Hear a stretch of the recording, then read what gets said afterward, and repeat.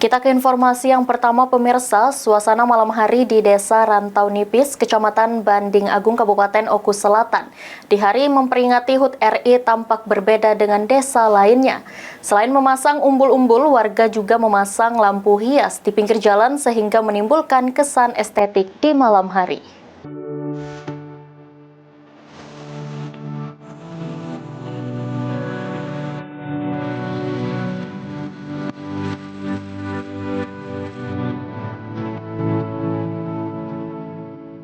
Merayakan HUT Republik Indonesia ke-79, suasana malam hari di Desa Rantau Nipis, Kecamatan Banding Agung, Kabupaten Oku Selatan tampak berbeda dengan desa lainnya.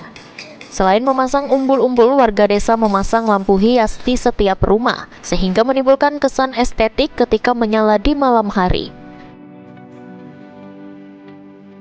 Warna-warni lampu menghiasi sepanjang jalan desa yang letaknya tidak jauh dari kawasan wisata Danau Ranau. Adanya lampu jalan ini tentu saja memberikan dampak positif bagi warga sekitar maupun pengguna jalan raya.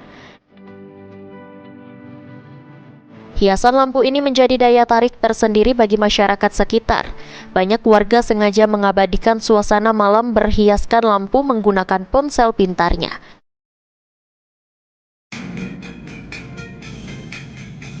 Untuk memeriahkan kebebasan serta manfaat masyarakat yang banyak.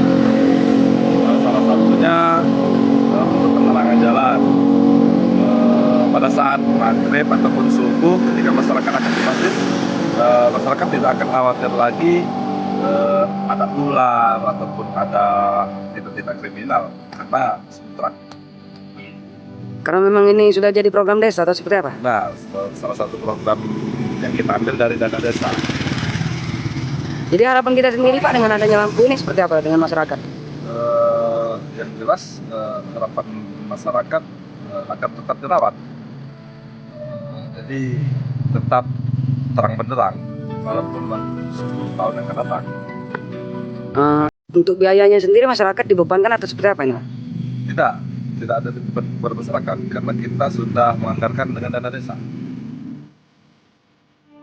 Sri Fitriana, PAL TV.